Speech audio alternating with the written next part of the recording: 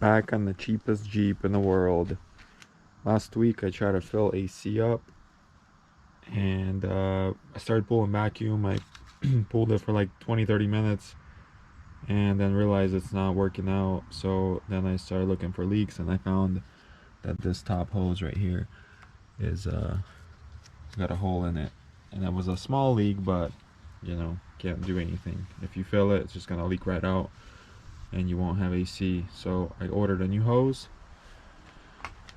I actually have a new hose, ABS sensor. I think it was a right front ABS sensor, a fuel cap because it had a small evap leak. I think that should take care of that, and some hood struts and some trunk struts because I got hit in the head with the trunk. I had the stick prying the trunk up and it fell on my head, so I went ahead and ordered some new struts all around for the trunk and the hood. So right now what I'm gonna do is I'm gonna replace this hose here and then pull vacuum for about 20-30 minutes, make sure there's no other leaks that I find, which I don't think there should be any more leaks. That's the only one I could see or hear.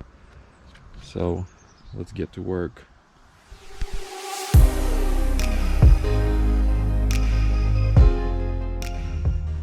So to remove the top AC hose, it was just a 10mm bolt here and another 10mm bolt down there. And it's very easy. There's no other clamps you gotta remove.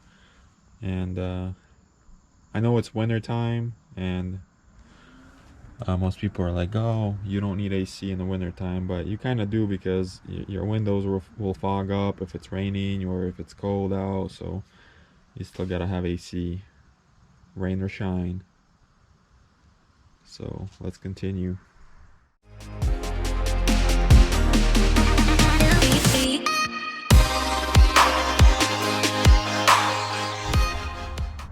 Got the hose installed, tying down. It came with new O-rings on the hose, which is nice. And the whole point of pulling vacuum is getting the moisture out and creating negative pressure inside the line. So when you're filling it with Freon, with 134A Freon, it fills it better. And also when you replace any kind of parts like a condenser, compressor, anything like that, you want to get the vacuum situated. Also, if you replace like a compressor or a condenser, you want to add some oil when you're filling Freon, but I don't think I'm gonna need to do that because all I did was replace a hose, and I'm hoping the compressor is good. I won't know until I actually fill it, I guess. There was no codes when I scanned the computer, but you never know. The clutch could be bad or something, and on older cars it's harder to diagnose with the scan tool, so I won't know until I fill it. Once I fill it, it should kick in with the AC on, but we'll see. The gauges and the pump I got from Harbor Freight, and I've had it for like 2 years, and I've probably filled like 20, maybe over 20 cars, and it still works, so that's definitely a good buy.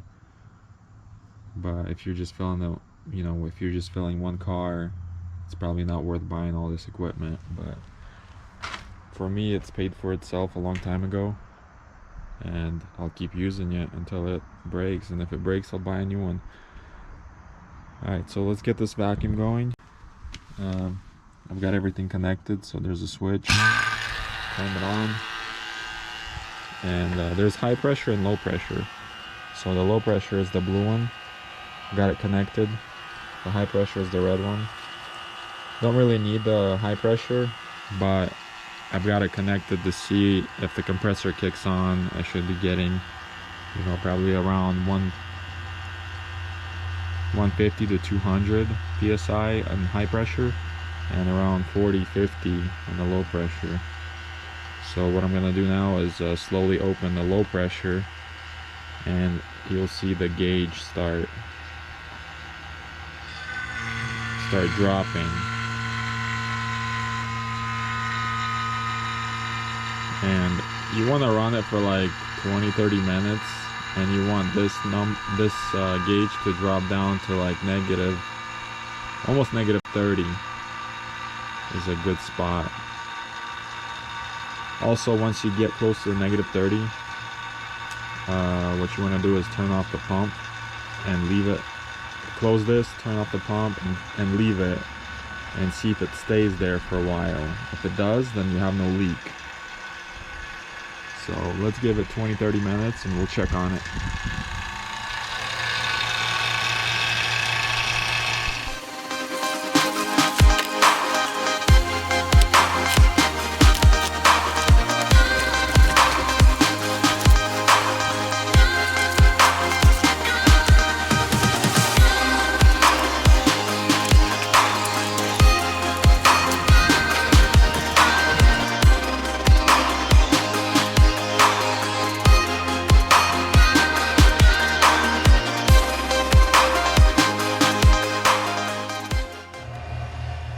I don't know if these shocks were original, but they were in pretty bad shape.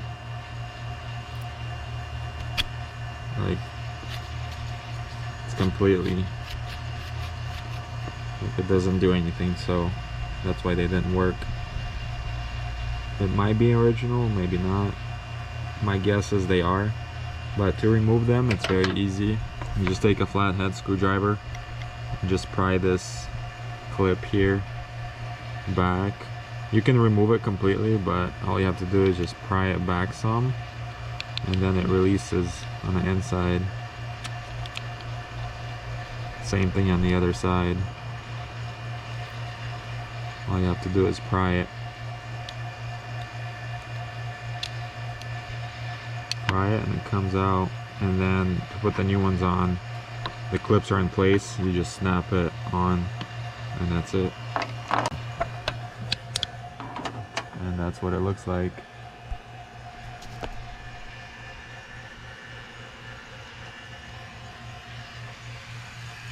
Check on the vacuum here.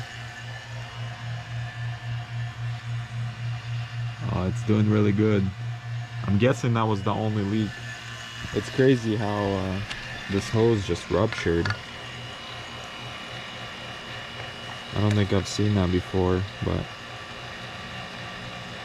I don't usually work on the older vehicles. But yeah, this was the, I'm guessing, original hose, and it just ruptured and the Freon leaked out. So I'm hoping the compressor is good. Once I fill it, we'll find out. So the rear struts, trunk struts, are a little bit different. You actually have to unscrew the bolt on top, on bottom and top. But the new ones, actually, the way they came is, it's just like the hood setup. So all I'll have to do is unscrew those old ones and then pop these out, you know, pry the clip, pop these out, and then screw these in and pop it right inside. Yeah, this should work. Got some used tires, but I'm not sure if they're going to fit. These are actually, let's see, they're 265, 75, 16, and the original size is 245, 70, 16. So I don't know if they're going to fit without a 3-inch lift or not, but well, I'm gonna try it out and see, but it'll be close. I read online that some people say they do fit and some people say they don't, so I guess I'll find out. The thing is, I bought these used, so they're about half tread, maybe a little bit less, so I might get away without a lift by putting these tires on. Guess we'll find out. Alright, let's put these struts in.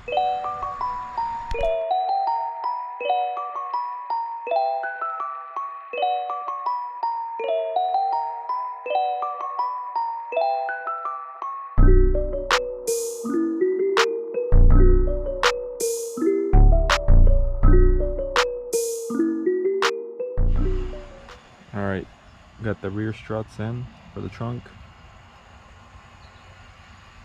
Fits really nice. Amazon for the win again. So this was like a pack, hood struts and trunk struts both in one pack. It was like 25 bucks or something, and I got it overnighted. So if they work good, then I'm not gonna need this pipe over here anymore. So let's see. Okay, they work.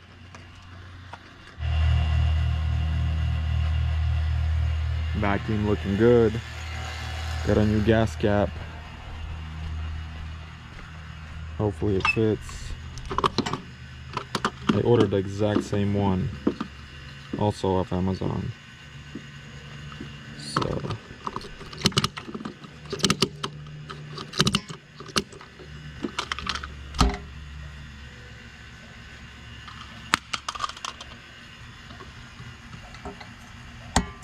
perfect.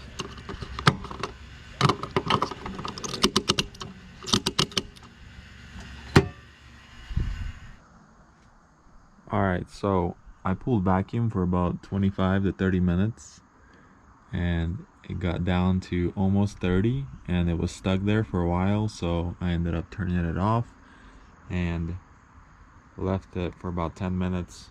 It seems to be holding. I don't think there's any other leaks. So I've got the first can of Freon hooked up. I bought 2 cans. I think that should do it.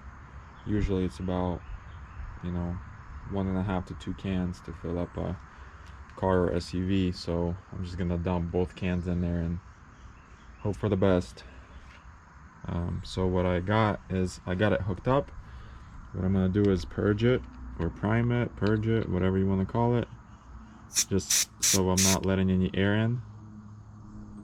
Just take a screwdriver and hit that. Okay, there we go. What?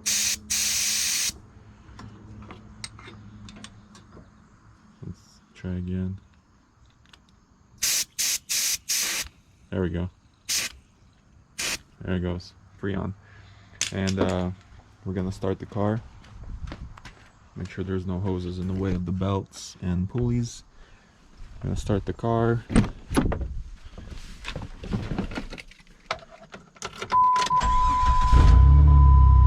Turn AC on full blast.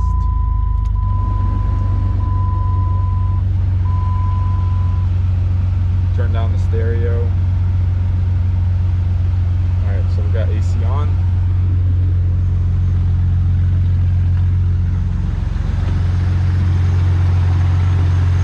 And what I'm going to do now is slowly open the low pressure. You don't want to open it fast because it'll freeze. Slowly open it. And there it goes. There it goes. It's filling. So you can see both gauges. The high pressure is starting to go up a little bit. The low pressure is going up. And you can see in the window the flow.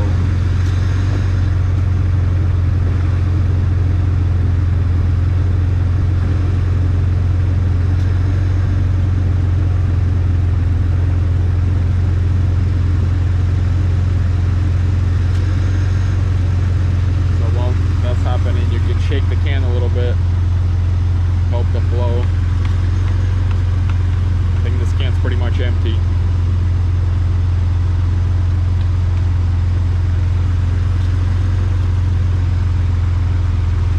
Yep, and this can is empty, so what I'm gonna do is close the low pressure side. So we filled almost 30 psi.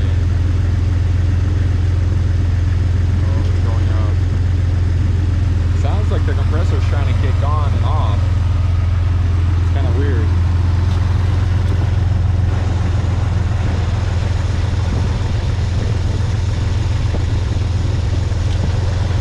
Yeah, it kicks on and off. I think it's just because we only put 1 can in. So let me hook up another can and go from there.